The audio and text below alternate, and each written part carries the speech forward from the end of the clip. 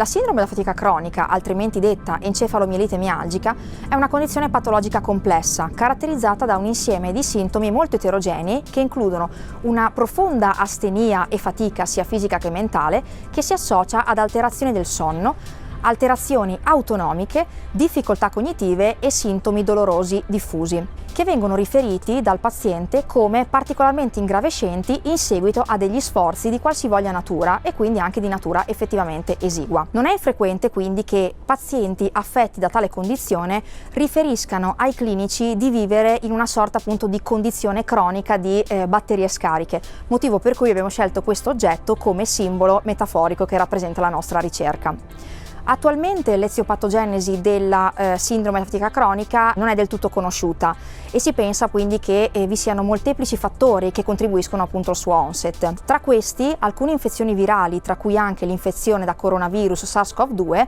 sono stati ipotizzati come potenziali trigger scatenanti l'onset di questo tipo di patologia. La nostra ricerca prende spunto da una serie di pubblicazioni che sono state per l'appunto pubblicate nell'ultimo anno relativamente alla condizione di long COVID, una condizione cronica che colpisce una quota significativa di pazienti reduci dall'infezione da SARS-CoV-2 che a distanza di mesi dalla risoluzione della fase acuta di malattia continuano a manifestare un insieme di sintomi persistenti, profondamente disabilitanti, che sono stati proposti come ricalcare in toto la sintomatologia da sindrome da fatica cronica. In collaborazione con un gruppo multidisciplinare di ricercatori afferenti ai dipartimenti di neuroscienze, biomedicina e movimento e di medicina dell'Università di Verona, abbiamo quindi condotto e pubblicato uno studio osservazionale preliminare su all'incirca una quarantina di pazienti che avevano contratto l'infezione da SARS-CoV-2 durante la prima ondata pandemica, caratterizzati da diverse gravità e severità appunto di malattia. Abbiamo quindi incluso pazienti che hanno necessitato di ospedalizzazione e pazienti invece che hanno appunto avuto un decorso più paucisintomatico insomma della patologia. Il nostro obiettivo è stato quindi quello di identificare la prevalenza della sintomatologia simil sindrome da fatica cronica nel nostro campione e di esplorare l'eventuale contributo di alterazioni infiammatorie di danno assonale e di funzionalità respiratoria polmonare e in termini appunto di sviluppo e di mantenimento di tale sintomatologia. A questo proposito i pazienti sono stati sottoposti a una serie di valutazioni multidisciplinari,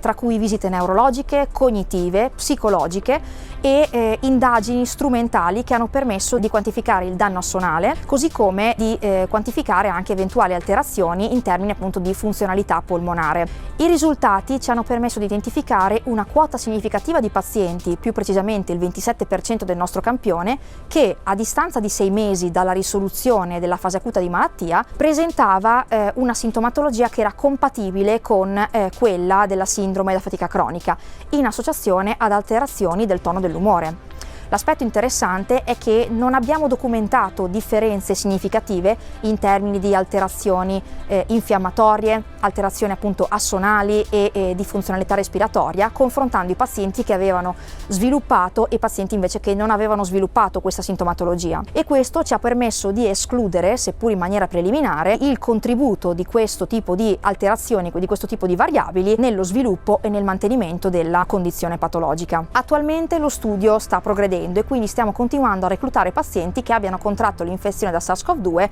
nel secondo picco pandemico. Abbiamo inoltre previsto una valutazione in follow-up a distanza di circa un anno dalla risoluzione della fase acuta di malattia, in modo da acquisire il maggior numero di informazioni possibile sull'andamento della sintomatologia simil sindrome da fatica cronica in questa particolare categoria di pazienti. La ricerca continua all'Università di Verona nonostante l'emergenza Covid.